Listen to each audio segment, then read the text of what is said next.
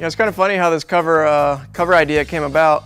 Because I was actually, me and Brett and Chriso were out riding one day, and it was just after this first Union issue came out with Brenton's cover, and it being such a badass cover, you know, I was kind of giving some crap to Chriso, going, man, now you kind of put yourself up against the wall. How are you going to top that shot?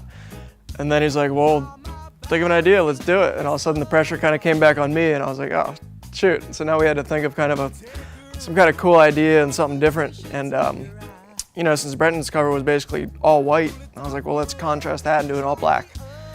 So basically, being all black, we had to do it at night. And that's kind of how the idea came about. As they dance into the sun. So we had the idea of putting dry ice in the water and, you know, basically smoking out the water, because if you've never worked with dry ice, you throw it in, it bubbles and makes this pretty rad cloud of smoke over top of the water. So we did some Googling, trying to figure out how much it would take, and ended up going to the dry ice store and talked to the people, and ended up buying like 150 pounds of dry ice in little blocks.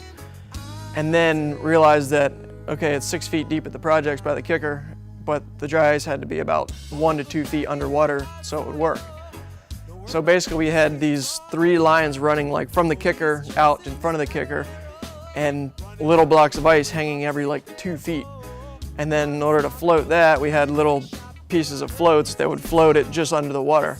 So it was a crazy little production that actually went on to do this, but it ended up working as crazy as it sounded, and you know, we came up with an idea and it actually worked.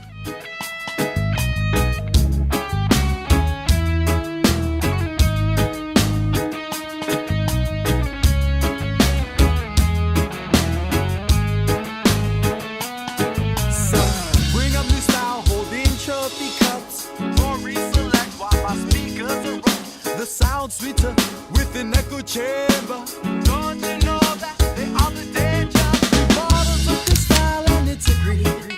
The best would only come from the dawn where the So working with Chriso, you know, he's been a great friend of mine for a long time. We used to live together, and I was always filming Chriso, you know, through Box of Fun and just all these past many years.